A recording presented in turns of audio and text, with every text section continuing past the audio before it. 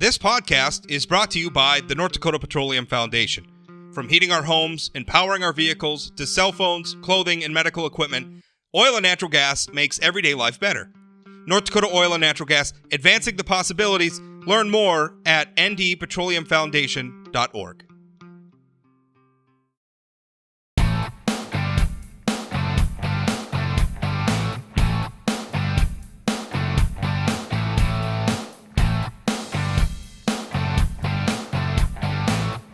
And instead of talking about the things which I hope you and I think we're going to talk about now, we're talking about this. But I think to say that it's a loyalty to the president or not, that's not the problem Liz Cheney's in right now. I just don't believe that. I have to apologize. I just realized I had not hit the I'm still learning. I hadn't hit the go live. So I actually hit go live when you were partway through that question. So just to recap, I introduced the show.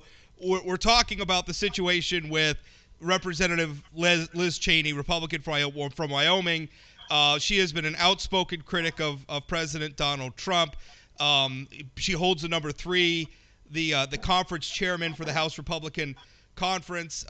Your point, and there's a lot of Trump supporters that because she's consistently critical of Donald Trump, there's a lot of Trump supporters or a lot of people in the Republican Party who want her out. Now, I asked Kelly if supporting Donald Trump was a litmus test for the Republican Party in 2021, and your answer, Kelly, and I'll let you re-answer it, but it essentially was, I mean, kind of both. I mean, on one hand, I think what you're arguing is there's probably room for people who both like and don't like Donald Trump in the Republican Party, but from Liz Cheney's position, sometimes if you're taking a leadership position within your party, you have to set aside your personal viewpoint and kind of get on board with the Big Tent party. Is that your argument?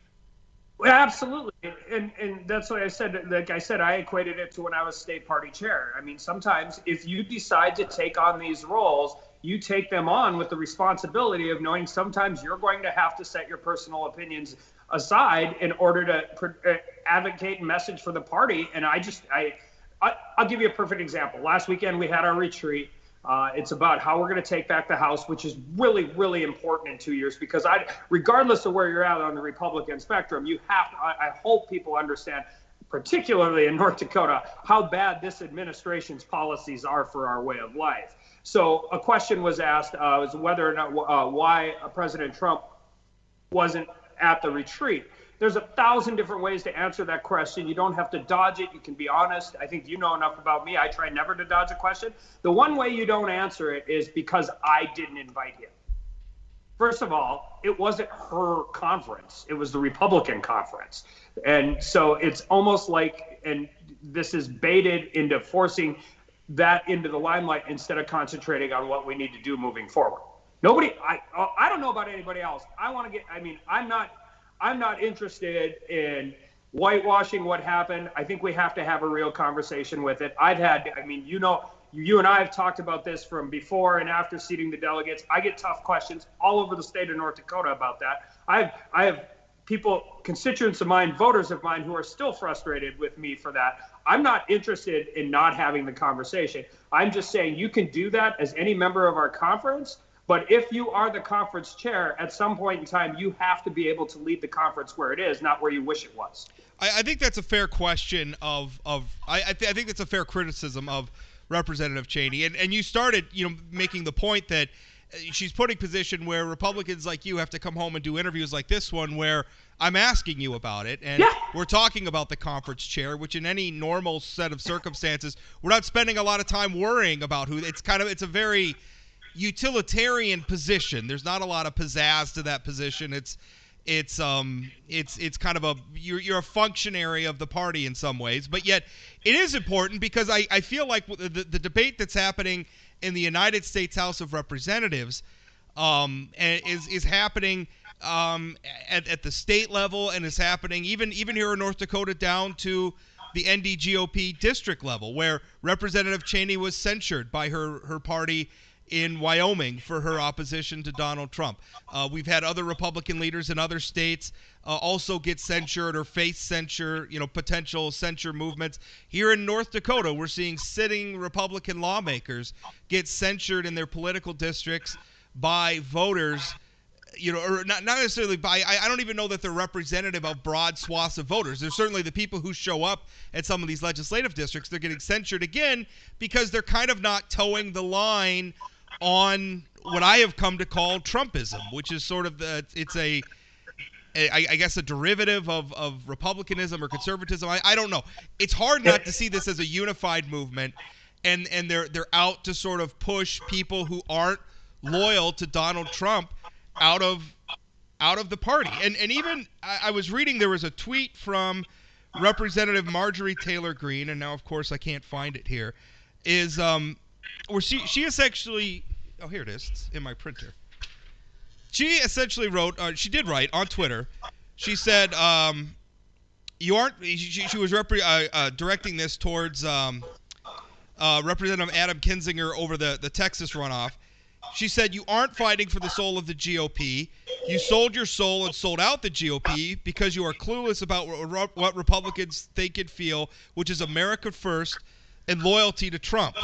And I got to say, Kelly, increasingly it feels like loyalty to Trump is what a lot of people in the Republican Party want, and what a lot of people, myself included, aren't willing to give. I don't want to be in a political movement that's loyal to a person. I don't care if it's Donald Trump or the King of England. I want to be a part of a movement that's loyal to ideas. Yeah, and I think that's, Rob, that's fair, and I think that's sometimes, a lot of this turns into that, and we could go into a lot of reasons why that all occurred, but I will tell you the one thing that I think that is really important, and this is what I've been saying since the election, since everything happened, that if the old guard establishment Republican thought that President Trump losing the election was the ability to go back to that intellectual think tank, military elitism version of the Republican Party, they have gotten that wrong. And so you have different factions that are all moving in different ways, but I agree with you. And I think one of the two best things that I think President Trump did as president were two things. One, diagnose that we are no longer the party, and haven't been for a while, of big international conglomerate business. We're the party of small business, American workers. And two, upsetting the apple cart on K Street. I think that was a really important thing that needed to be reset. But I think just too often in the social media world and everything, listen, the most criticism I've ever got in my 2 years in Congress are those times when I have disagreed with the president. I got called a rhino for not supporting sending checks to everybody, whether they needed them or not. And so I can feel this frustration in the same way as it is. But the bottom line is President Trump still has tremendous amount of support within the Republican Party across the country, and he still has tremendous amount of support in North Dakota, and he still has tremendous amount of support in our conference. And you can criticize him and take the consequences for that, which I'm willing to do when I disagree with him. And you can do it in a way that moves it forward. And any member of our conference can do that. We aren't the Democrats. We don't get forced into lockstep on every step of the way. I do, however, think if you are the conference chair of the party, at some point in time, you have to be able to lead the party where it is and not where you wished it was. Do you support? And I'm not sure she can do that right now. Do you support Liz Cheney? I mean, if it came to a vote, would you vote for her to continue in her position? One of it depends on who's running against her. Obviously, it's always a binary choice, but I don't think so right now. I'm not the fact. I've talked more about who our conference chair is in the last 3 days than I have in 2.5 years being in Congress. And I don't think that's helpful for us to win back the majority in 2 years. Regardless of your opinions on her opinions or not, my number one goal, being in the minority, being at large, being in an oil and gas and agricultural state, is to ensure that we have a check on President Biden's policies and a unified control by Democrats in Washington, D.C. And every decision I make is based on that. That is a frustrating thing, that there are a lot of important things happening, and yet we're still talking about Donald Trump, which frankly I thought was one of the most frustrating things about his entire administration, where no matter what we were doing on policy, we were always talking about Donald Trump. And you could talk about the news media's obsession with him and the left's obsession with him, and those things are very, very real, but you can't deny the fact that he loved being at the center of it all and injected himself into every one of those things. And what's frustrating is, and I completely understand your criticism of Liz Cheney. What I don't understand, though, is there's another side of the coin. There are people who just won't let go of what she's saying. Like you're saying that it's okay that a member of the caucus can say critical things about Donald Trump. But the reality is saying critical things about Donald Trump gets you censured. Saying critical things about Donald Trump gets you attacked in many ways in the modern Republican Party. That doesn't feel really like a movement where people are free to have independent ideas. Well, I mean, that's why we have elections. I mean, that's why that happens. I mean, again, like I've said, I've never been shy. I've been called anti-Trump. I've been called pro-Trump. I've been called all of that, depending on whatever comment or policy is being dealt with today. I don't have a problem with any of those things. And I've said this before. I mean, my loyalty is to representing the state of North Dakota. And I will say, by and large, and I am more so than any other president and administration in our lifetime, the policies of the Trump administration and the care and actually attention the president, the vice president, and his administration gave to North Dakota, I don't think you can go back. I mean, we've never seen anything like that. That doesn't mean when I disagree with something that I wasn't going to disagree with it. But, I mean, as we move through this and continue to move, he's a one-off. There's never going to be anybody else like him. His personality, how he communicated with voters, all of those things moving forward. But there are so many things that I think he brought good into the Republican Party that we need to continue to move forward. I do also think that it depends on where your district is and where you're at and how you deal with these issues. I think it's a struggle because you're right. I mean, in a lot of ways, we're going to talk about one of them here in a minute, the Dakota Access Pipeline. It's a hugely consequential issue for North Dakota. A lot of ag issues. A lot of waters of the United States. Waters of the United States. Deregulatory, permitting, all of these things. Changing a lot of our thinking. I know you and I had a discussion back during the 2018. Or was it 2020? I'm forgetting. It was when soybeans were the big issue, right? And everybody was all upset about soybeans. And the debate about soybeans and the trade policies and everything were that, we were all talking about it in the context of how many soybeans we could sell to China. And I thought it was, really it was a shift in my thinking because I had always bought into the free trade argument where, we'll trade with places like China, and because we tie their economic interests to our economic interests, and we have trade with one another, that would knock some of the rough edges off of China. And it's simply not true. It's just not true. In fact, China has instead taken trade with the United States and turned it into a fuel cell for their authoritarianism. I mean, they're literally running concentration camps, and their government makes money off selling tchotchkes to Americans. That's the reality of it. And Donald Trump, I will credit with waking me up to that. He's also a president that presided over a 41% increase in the national debt. And I worry that if we are just, as Republicans, if we just have blind support of Donald Trump, then we're ceding a lot of those fundamental, fiscally conservative positions that we should still hold. We're ceding them to the Democrats, because if Republicans don't care about spending, and we know Democrats don't care about spending and the debt and the national and the budget deficit, then who will? Who will care about these things? Well, and I agree with that. I mean, you want to talk about times when I broke with the president. I never voted for a CR. The funding bills I thought were issues. But I go back to China right now, because I think you and I had this conversation way back. I don't think you've ever hid your criticism of President Trump. I've never really hidden my support for him. But you're seeing it right now that a general in Australia got caught on a hot mic saying that, essentially saying they're as close to war with China as they've ever been. Europe is starting to cool on China. Everybody's started to recognize this. I come from a commodity-based economy and represent a commodity-based economy.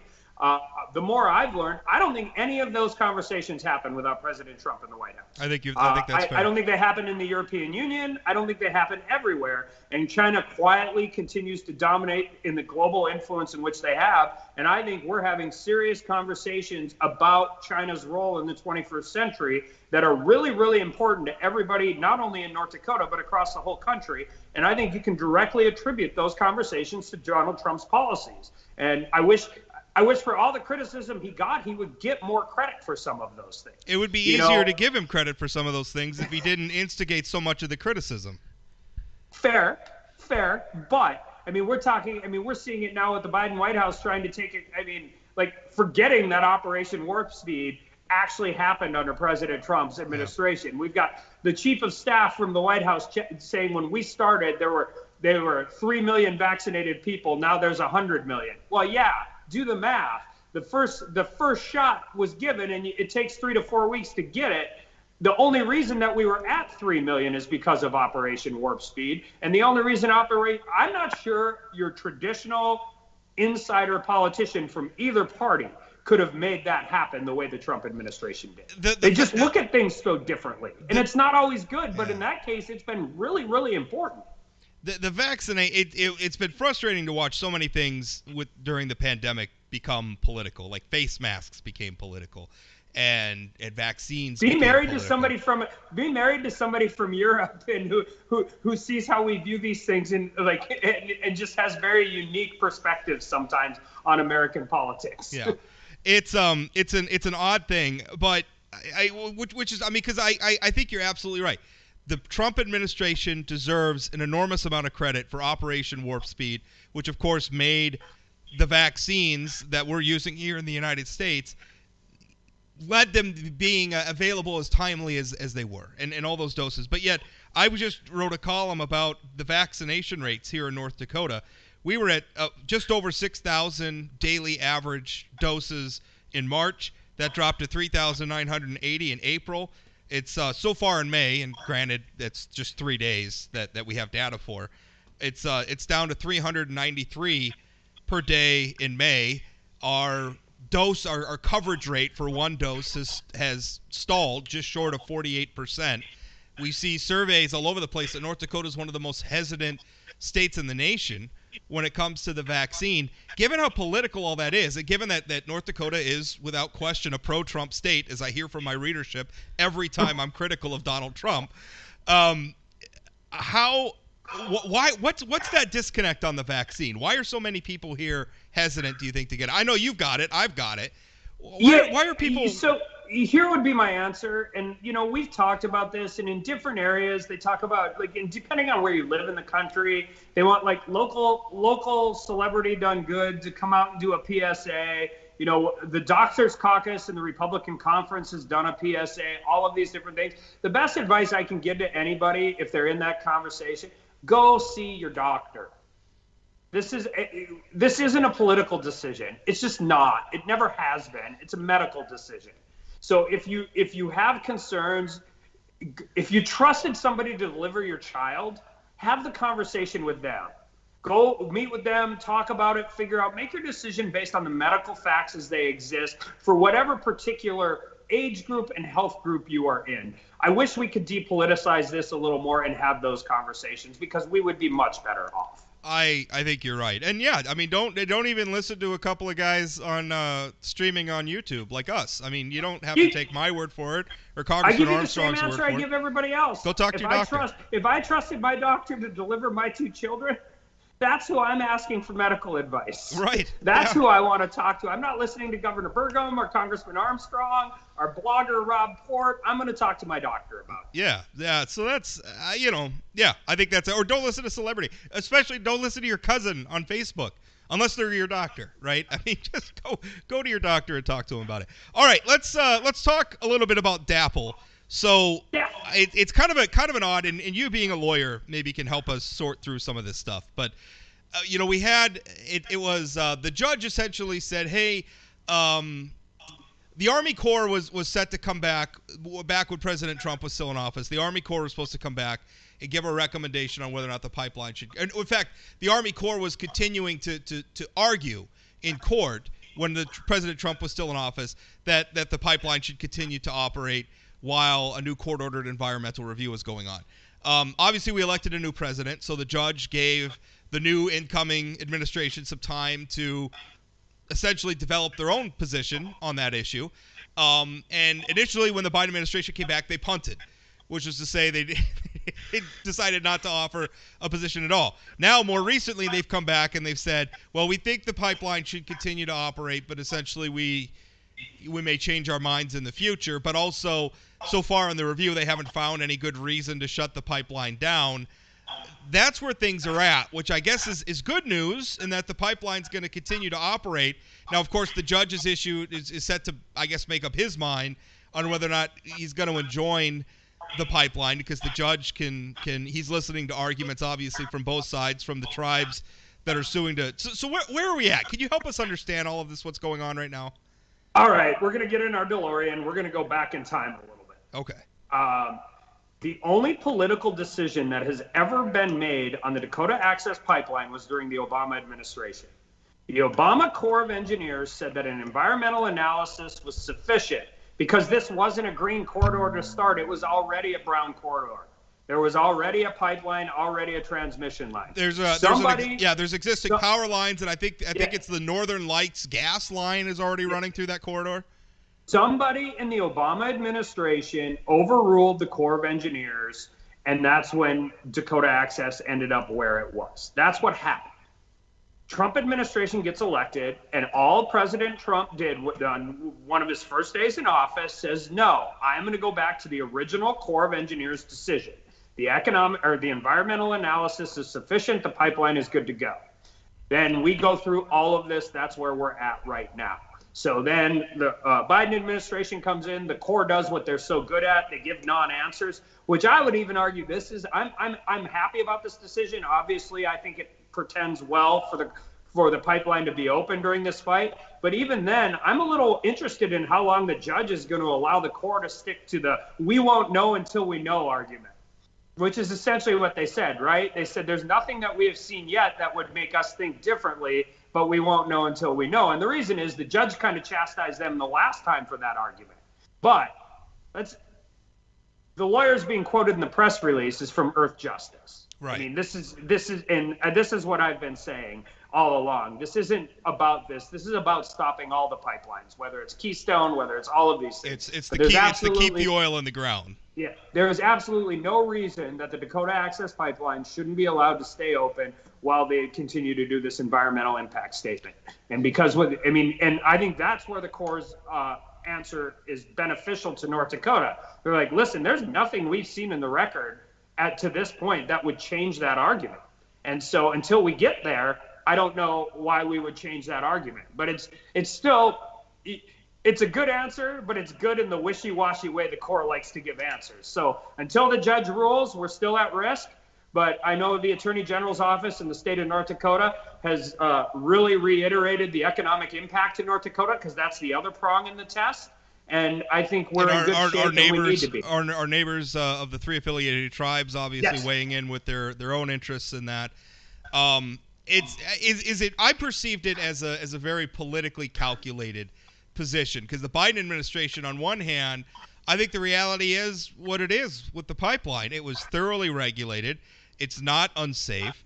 It's crossing in a place where there's already infrastructure crossing.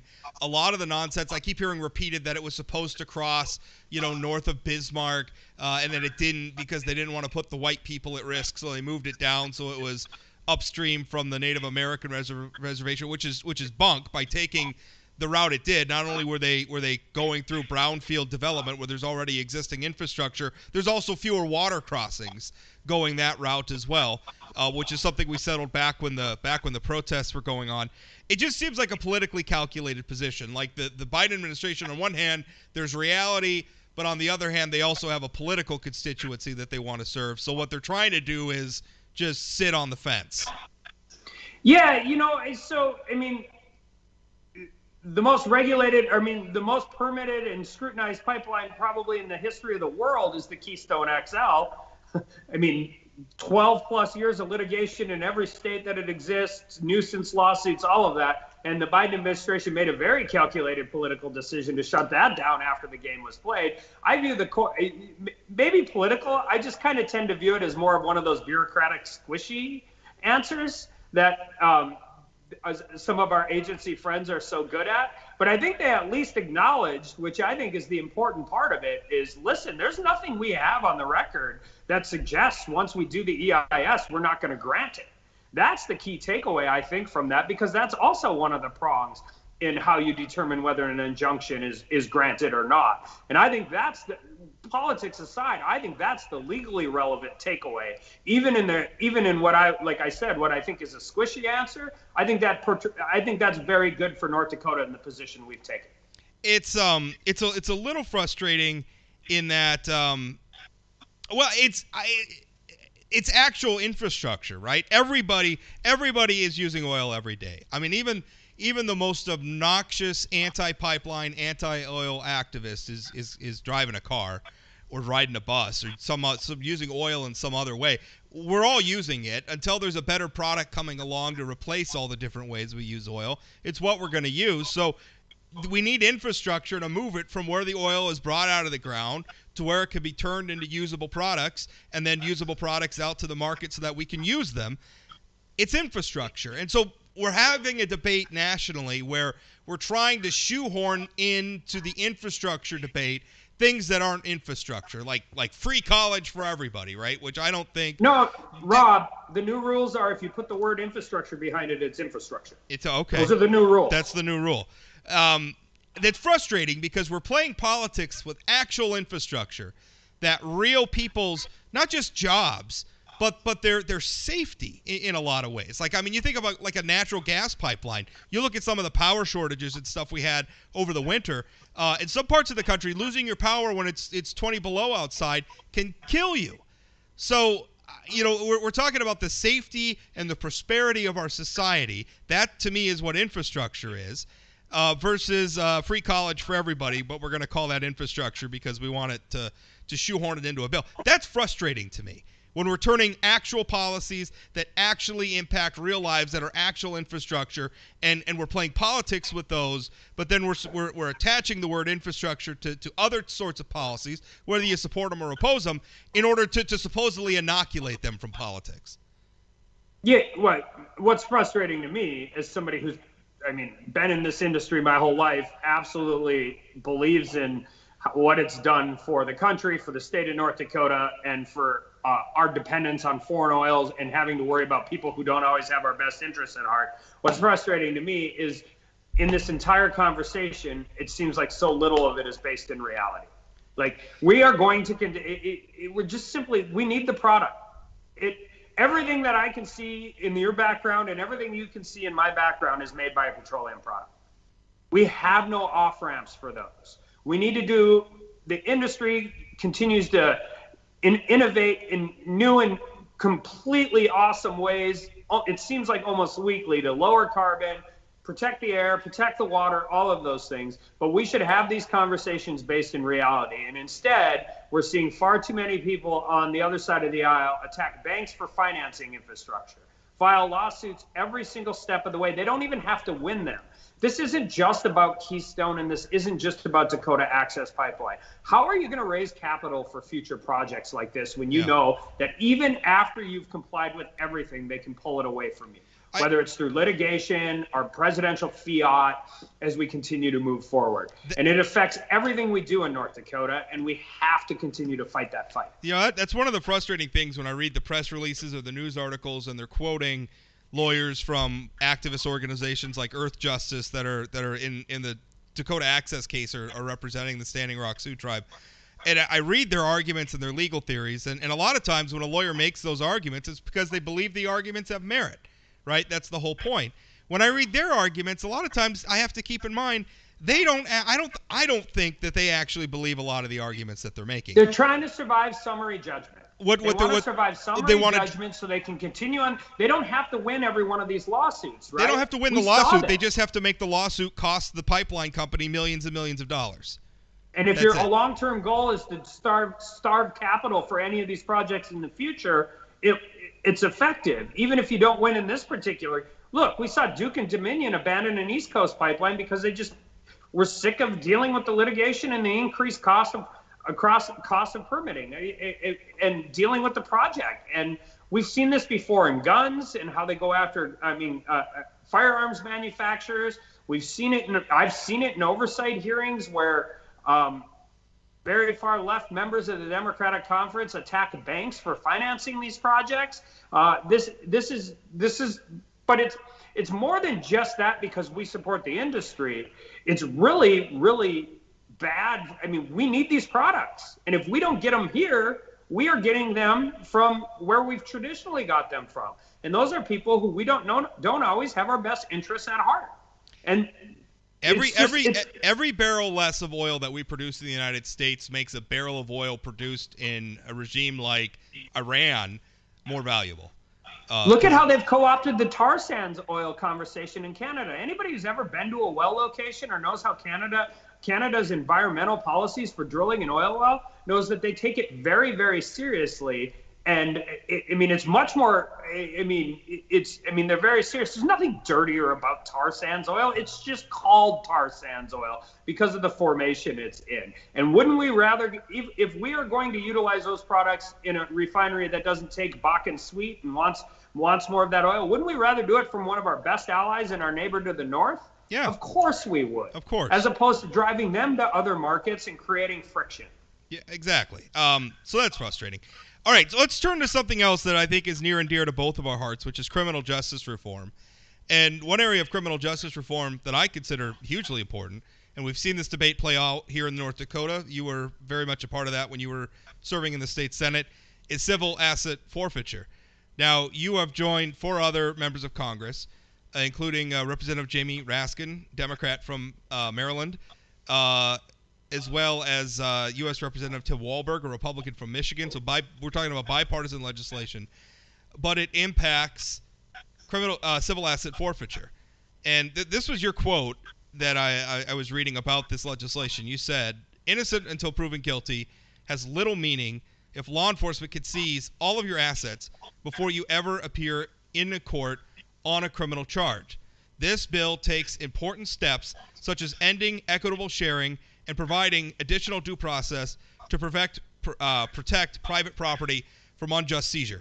Now, for people who aren't real familiar with what this is, and maybe it's kind of an arcane part of the law, but essentially if the government feels like your property, whether it's cash money or a vehicle, if they feel like it was used in a criminal, in a crime, they could seize it from you.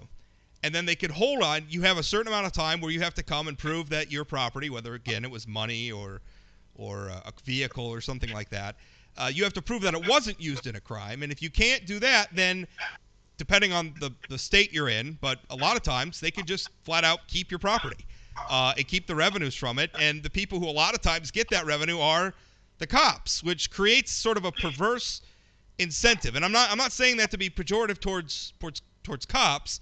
In some ways, I think this process. Are you saying policing for profit could sometimes cause problems? Yeah, it's exactly what I'm saying, and I think in fact in a society where we are struggling with our relationship between the law enforcement community and the communities that they serve at large, I think it's nonsense like this that I'm not even sure a lot of rank and file cops may not even agree with this, right? They may not even like that they have to do this, but they do it, and it makes people angry at them. And this contributes, I think, in not a small way, to a lot of the rancor we're seeing around law enforcement. So tell us about this bill. What does it do?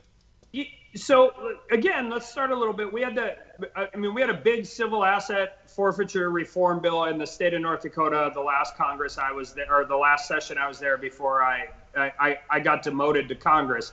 So this is one of the arguments I made to my friends and colleagues in North Dakota. We did do some reform, but we worked through it. I said, listen, I've dealt with this in the federal level and I've dealt with it at the state level. You might not love everything that goes on in North Dakota, but North Dakota's law is actually pretty okay. The federal civil asset forfeiture law, which is what this bill deals with, is very, very draconian. And when I say that you could have everything in your life seized before you ever appear in court, that's not hyperbole. That happens. And you have to take it from a view of, if you are charged with whatever federal felony it is, just being charged oftentimes triggers a 10-year minimum mandatory sentence, right? So are you going to go argue in a civil courtroom about whether or not your house is actually part of whatever crime you're charged with, regardless if you're guilty or innocent, or if it's not, it's your wife's inheritance or your husband's inheritance? It's just they mean it when they say anything you can say can and will be used against you. So it's almost impossible to even contest those cases when you're involved in that. And that's before you get into the civil sides and the IRS and all of that. So I think this bill's been kicking around Congress for a while, or some version of it. I have to give a lot of credit to both Congressman Walberg and Congressman Raskin. I was a co-sponsor on it last time. I'm glad it's being reintroduced. It doesn't get rid of civil asset forfeiture. It's still a tool because it should be used. I mean, if you have made your money human trafficking minors, I'm comfortable with the government taking that money. I just want more guardrails set up in place so you can actually advocate and argue for those things, and this bill goes a long way to do. Well, there are situations now where you could be acquitted of the crime that your property is suspected to be. So let's say that they think you were using your house for human trafficking, and so they come in and you get acquitted of the human trafficking charges, but they could still keep your house. I mean, that's a separate proceeding. Is your house. Mm-hmm. So you could still lose your house because it was involved in a crime that you were acquitted of. Yeah, well, but remember, the burdens are different, right? One is civil, one is criminal. But I think it's worse than that, Rob. I mean, your assets will be seized and taken by the government before you've ever been charged in some cases. Like it's not after you get acquitted. It happens before you have your preliminary hearing. Yeah, that's true. So it's already over and done with. And now there's an argument. I mean, not guilty and innocent aren't the same thing, right? Right. So you can be acquitted. That doesn't mean, and this is something I always like to say, not guilty is a legal term of art. Innocent is a moral quality between you and your God. There are reasons why the standards are different, but we're trying to just tip the scale more in lines of fairness and not into a police state, community state. I mean, it is important. My feeling on that is if you're acquitted, the standard is you're innocent until proven guilty. So if they didn't prove you're guilty, you're innocent. To me, that's the legal standard. Now, moral standard, obviously, there's people who have been acquitted of crimes that we could look at and say, gosh, they did it. But maybe the government screwed up with the evidence or something like that, or whatever. Things happen. These things are complicated. But it's just remarkable that your property could be taken from you before you even get a chance to prove, before you even have your day in court, so to say. I mean, how are you innocent until proven guilty if in the civil court you're already guilty and your stuff's gone? Yeah, and combine that with trial penalties and other different places of criminal justice reform that I'm obviously very passionate about. The civil asset forfeiture has a place. It does. There's a reason it exists, and there's a reason why we have it. I like in North Dakota that at the county level your fines go into the highway trust fund and they don't go directly to the police department. I think one of the tenets of a society is if you're going to function as a government, you should adequately fund your law enforcement. I don't think they should be forced to seize and write tickets in order to self-fund. Right. I think that just is ripe for problems. So these reforms exist, but what we're really trying to do is say, listen, even if you were, regardless of where you come down on this, I think we can all agree that there's a way to make this process more fair. And one of the ways to make it more fair is to create more due process guardrails that really truly exist. And another way is to do what I said is end equitable sharing, which is if you seize this, it's seized, but you don't get to kick back to other law enforcement agencies because there's just perverse incentives to deal with those things. How does it work? And I love having these conversations with you because you actually worked as a criminal defense attorney. Yeah. And by the way, I love criminal defense attorneys. I have a bunch of them that I'm lucky enough to count as fans of my writing. They send me good stuff all the time. I think criminal defense attorneys are just the salt of the earth. I think they're just the best people doing a lot of the dirty work of holding the government accountable right down in the trenches. What happens if I get accused of a crime and it's a big serious thing and I'm going to end up going to trial or something? I mean, chances are... I'm not letting you go to the civil asset forfeiture hearing if I'm your lawyer. I'm like, them's the breaks. They're taking it all because I'm not letting you testify. Right. Well, here's the thing, though. How do I pay you, my lawyer, if they took my house? Well, I mean, a lot of people might not have the money just sitting in the bank. They might want to use some of their assets, like a house or like a car or something, to sell to fund their defense. So how are you able to? I can tell you exactly how it happens because I've been in this very situation. You know who pays for it? The taxpayers. Because you end up with indigent counsel. You seize $50 million in assets, and then you get a court-appointed lawyer. Right. So who pays for it? The taxpayers pay for it. And that's what happens. And not to besmirch our court-appointed attorneys who are, again, salt Well, of the because earth. that's what I was in federal court. Right. Well, in North Dakota, a lot of times, we just appoint. We have great public defenders. We have great in North public Dakota. defenders. Really, we do. really good ones. I don't want to say that, but that's not necessarily true in all parts of the country. And also, if you have the assets and you're supposed to be innocent until proven guilty, why can't you use your assets to get different legal counsel, the best legal counsel that you can afford? I mean, that's really problematic if the people who are putting you through the criminal justice system can also go to criminal court and tie up the assets that you could use to defend yourself in criminal court. That seems hugely problematic to me.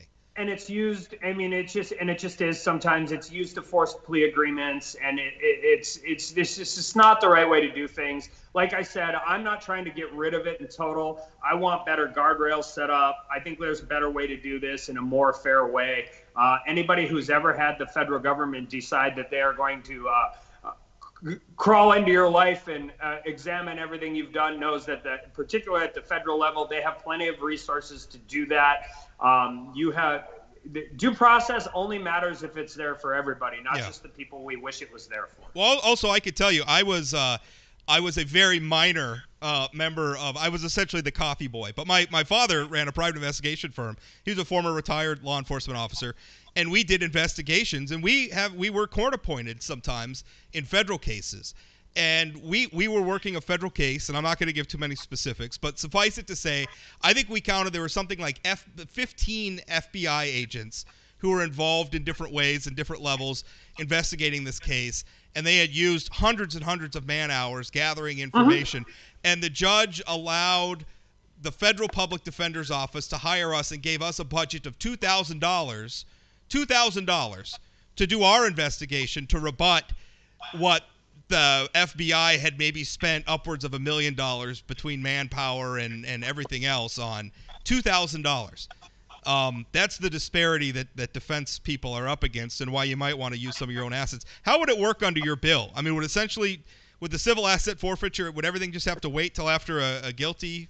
Yeah, the due process provisions allow for more adequate defense of it. I think the biggest portion of it is this, and one of the reasons I'm so adamant about the equitable sharing part is a lot of states have redone their civil asset forfeiture over the last 10 years. And again, it hasn't gone away. It's just more fair, more due process. Well, so one of the ways that works then, right, is if they call the feds in, and then that's what equitable sharing means. If the federal government seizes the money, the federal government's not allowed to kick back. So if the state of Pennsylvania has passed significantly more restrictive civil asset forfeiture law, then what somebody of, let's say, somebody may be motivated then to call the feds in to do the seizure and then get a kickback to local law enforcement, right? And so that's what equitable sharing does, and getting rid of equitable sharing. And it forces, because you don't want more federal prosecutions than are absolutely necessary. Law enforcement is a local and state function. So in order to, just by doing that and getting rid of equitable sharing, more cases that should be in state court will stay in state court. And I think that in and of itself is very important. But dealing with the different motivations for why some of these things occur is really important, because then if you take away any potential for those other motivations, then you're doing it for the interest of justice. And as long as we get to that point and we allow defendants real meaningful due process, then we're okay with moving forward and figuring out reforms after that fact. So I think that's really the most important part of the legislation, is to make sure that we deal with the law enforcement agencies who should be charging the crimes. Well, Kelly, I appreciate your time today. And last question, let's circle back to a topic. Yes, Jake DeGrom is really, really good. Yeah, Jake DeGrom is fantastic. I'm happy that the Yankees are playing the Astros this weekend in the Bronx to give Yankees fans someone to boo other than the Yankees, because we have not started the season well. Last question, though. As we're watching, I think a lot of the divides of the Republican Party roil the conservative movement from legislative districts here in North Dakota all the way up to the House, the Republican caucus of the United States House, and I'm sure that the Senate's obviously has some of their issues in their Republican caucus. How do we find a path forward where conservatives who are both pro-Trump and against Trump can find a way to work together going forward? Well, and you always want to support everybody. I mean, the answer is get involved. I mean, I think this is the answer, right? We're busier than we've ever been. People have Little League games and soccer games. And if these are things that concern you, if you are the most pro-MAGA President Trump, everything, all that, get involved. If you're somebody who just believes that the path we're down, get involved. Be there. And then we should be nicer to each other. That should always be the answer. It's okay to have differing viewpoints. Like I said, we are Republicans. We believe in a big tent. We truly do. We need to continue to believe in a big tent moving forward. And I've watched this for 2 years where Speaker Pelosi will get her own members beat because they follow in lockstep on whatever the leadership says. We saw it in 2010. We saw it last election cycle in the House. Get involved, be active, make your voice be heard. Don't be angry. Come with solutions and be willing to at least. You don't have to agree with an opposing viewpoint. Be able to listen to it. Yeah. If anybody ever wanted to see it, they should see how you and I talk, because we don't agree on President Trump hardly at all. Yeah, that's true. That's true. I'm looking forward. One thing that I've really centered on is that I want conservatives to be for things instead of just against things. I think a lot of us has fallen into the trap. We spend so much time, and rightfully so, trying to fight off a lot of the things our friends on the left are trying to do because we think they're bad policy, not because we think they're bad people. And I think that's one of the things that's so frustrating about what blew up with Congresswoman Cheney over the weekend. That's what our conference was about. It was, how do we move forward? Not only how do we win in 2022, but how are we going to be ready to govern on day one? Because sometimes it takes us a while, but we are at least capable of recognizing the mistakes we've made in the past. So this wasn't just about winning elections. This was about how we're moving forward, coming out of a pandemic, how are we dealing with these things, what ideas and dealing with it. And instead, we spend time talking about different personalities within the Republican Party, which I'm fine doing, but I'm just telling you, there are a lot of people talking about those things as well. Well, I got to tell you, I'm not interested in, again, I'm interested in aligning myself behind ideas, not people. Well, not whether it's Donald Trump or Liz Cheney or George Bush or Mitt Romney or anybody else. I want to stand behind ideas and elect people who promote those ideas. And I think that's the direction we got to go. Kelly, thanks for your time. I appreciate it. Thanks, Rob.